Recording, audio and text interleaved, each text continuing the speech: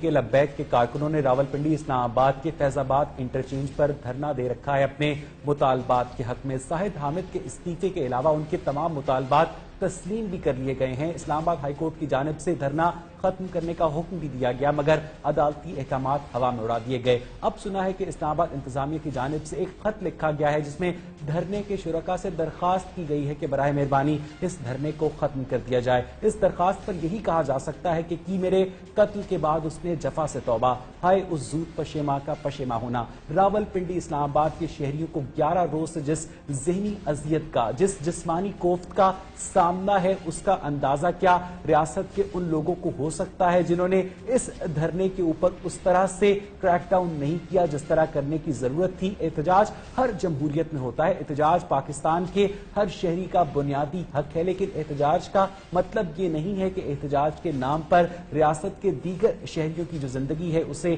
اچیرن کر دیا جائے۔ 2014 میں پاکستان تحریک انصاف اور پاکستان عوامی تحریک کی جانب سے جو 126 روز کا دھرنا دیا گیا، اس کے بعد توقع یہ کی جا رہی تھی کہ اسلام آباد کی انتظامیہ نے اس دھرنے سے کوئی سبق حاصل کیا ہوگا، کوئی نتائج اخذ کیے ہوں گے، لیکن افسوس کی بات یہ ہے کہ ریاست کے نرو سینٹر کو جب جس کا دل کرتا ہے بند کر دیتا ہے اور کوئی اسے پوچھنے والا نہیں۔ یہ ایک انتہائی افسوسناک صورتحال ہے اور اس صورتحال کے تدارک کی بھی ضرورت ہے۔ تحریک لبیک کے کارکنوں کے جو بھی مطالبات تھے، حکومت کو چاہیے تھا کہ ان مطالبات کے حق میں یا مخالفت میں دلیل کے ساتھ ان سے بات کی جاتی، کیونکہ اسلام آباد تک پہنچنے کے پہاڑوں کے علاوہ صرف 2 رستے ہیں، ایک جی ٹی روڈ ہے اور ایک موٹر وے ہے۔ کیا ریاست کے اداروں کو نہیں پتا چلا کہ تحریک لبیک کے کارکن اس طرح ریاست کے نرو سینٹر کو بند کرنے کا ارادہ رکھتے ہیں؟ اور اس کے اوپر اسلام آباد ہائی کورٹ کے جسٹس شوکت صدیقی کو بھی یہ کہنا پڑا کہ جو بھی قانونی معاملات ہیں ان پر عدالت کے اندر یا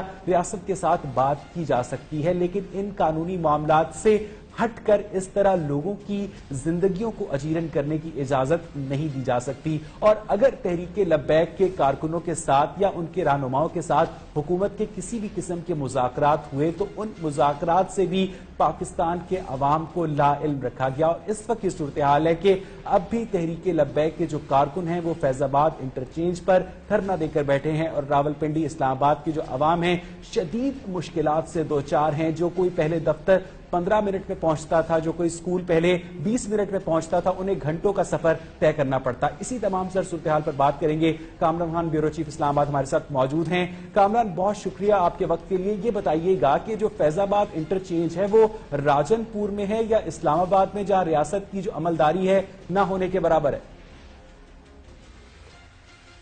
جی شکریہ ویس صاحب۔ بالکل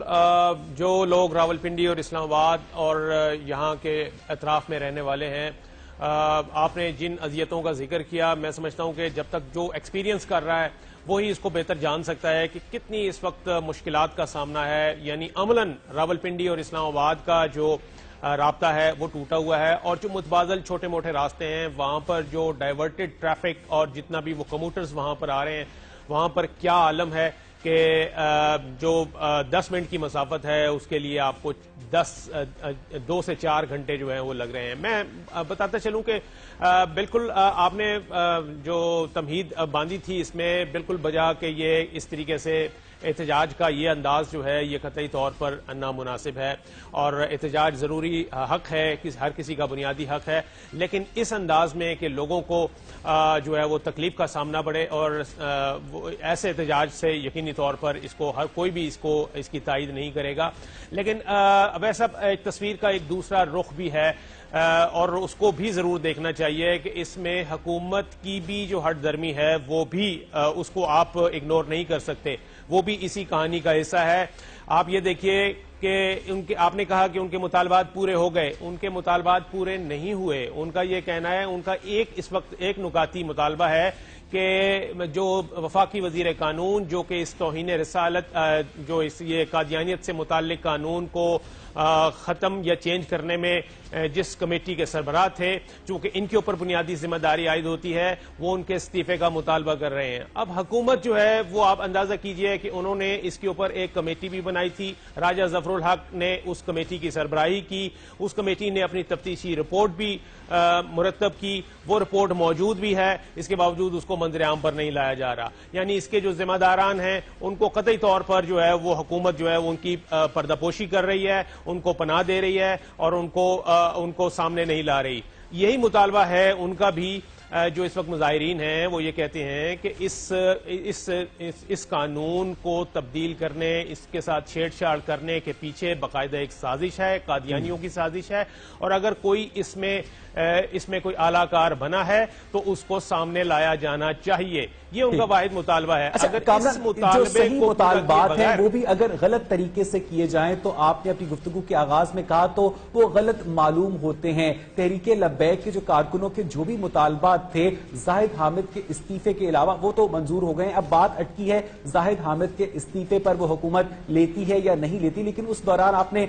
سنا ہوگا کہ ایمبولنس میں ایک بچے کی ڈیتھ ہو جاتی ہے اور راولپنڈی اسلام آباد کے شہریوں کو, کمیوٹرز کو جس اذیت کا سامنا کرنا پڑتا ہے, جو ریاستی رٹ ہے, جو ریاستی عملداری ہے, کل کو کوئی بھی نیا مطالبہ لے کر پاکستان کے کسی بھی حصے سے 15-20 ہزار لوگ لے کر اگر اسلام آباد آ جائے گا, اسلام آباد کو بند کرے گا, تو یہ کیا کہا جا سکتا ہے کہ سارا کا سارا قصور حکومت کا ہے کہ ان کے مطالبات سنے نہیں جا رہے؟